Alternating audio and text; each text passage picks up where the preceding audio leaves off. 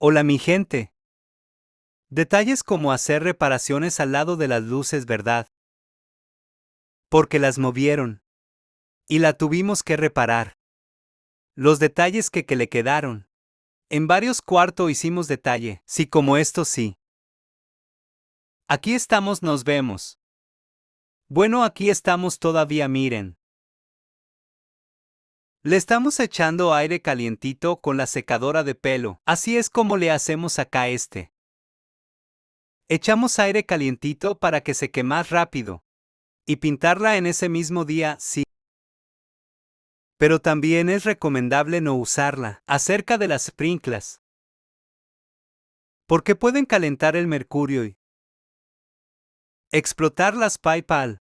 Bueno, nos estamos viendo.